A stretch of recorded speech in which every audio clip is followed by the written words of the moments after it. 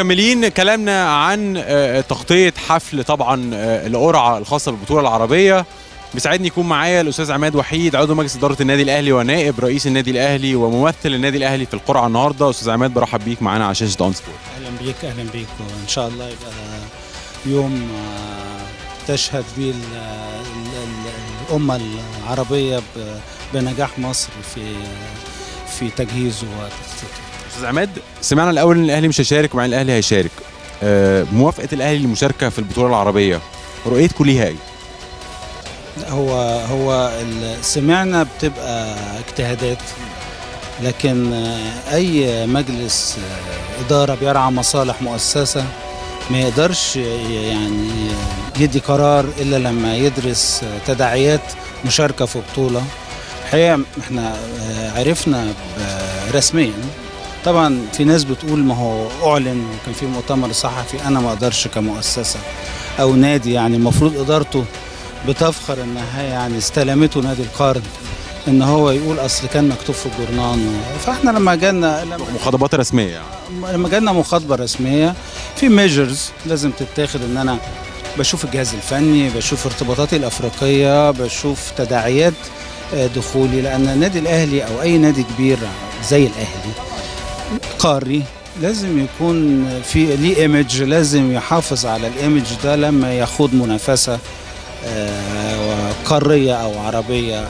لكن احنا بعد ما تدارسنا فوضنا الأخ محمود طاهر إن هو يشوف تداعياته مع الجهاز الفني وتداعيات الاشتراك، توصلنا ان احنا من ضمن رسالة النادي الأهلي انه يعظم الدور السياسي لتآخي وتلاحم الدول العربية، وان ده لإنجاح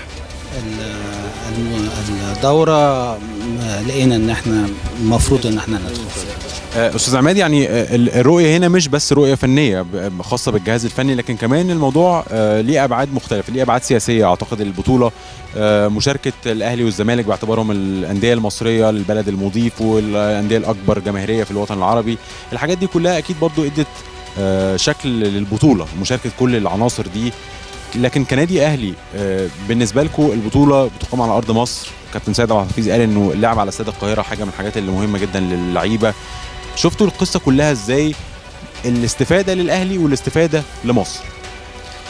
بص يا أستاذ كريم، الرياضة ما بقتش مجرد انك انت تحصل على بطولة أو تجهز لاعب أولمبي أو تشترك في أولمبياد. الرياضة بقت رسالة حب وتآخي، زي ما احنا بنشوف ان الدول العربية بتلتف أو نسيج الدول العربية بيلتف لمواجهة تحديات.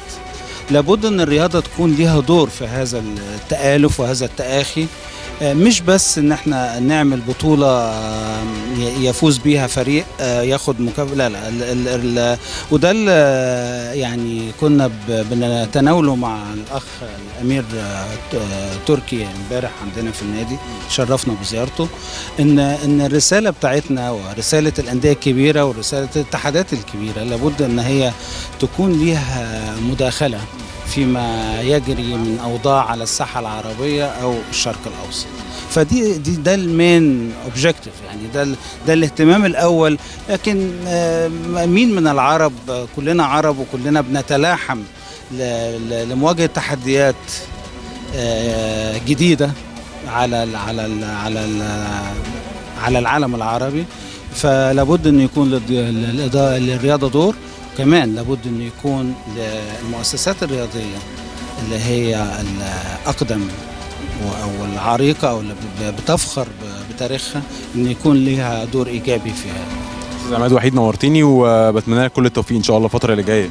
بتمنى التوفيق لأن بلدي يعني تفخر بأنها تستقبل إيفنت أو دورة زي دي في وقت احنا بننتقل، وان شاء الله هننتقل، وتمنياتي بنجاح الدورة ان شاء الله. بشكرك جدا. انا بشكرك.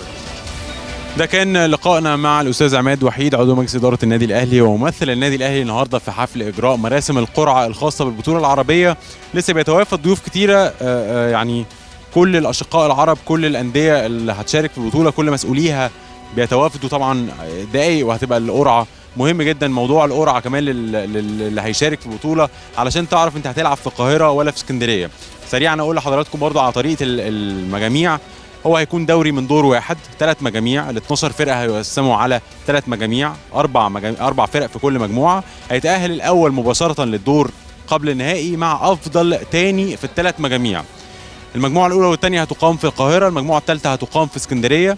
وبعدين المكافآت طبعا هتزيد. اي حد هيشارك من خارج البلد المضيف هياخد 25,000 دولار كمشاركه، اللي هيخرج من الدور الاول هياخد 100,000 دولار، اللي هيصل للنصف النهائي هياخد 200,000 دولار، وصاحب المركز الثاني ياخد 600,000 دولار، صاحب المركز الاول ياخد 2.5 مليون دولار. رقم كبير، جايزه كبيره. اتمنى ان شاء الله ان البطوله تكون بكل الجوانب بطوله كبيره ومهمه، وتتكرر دايما على استمرار، كل سنه تبقى موجوده على ارض مصر، على ارض اي بلد في البلاد العربيه. لكن مهم جدا وجود بطوله زي دي توحد الشعوب.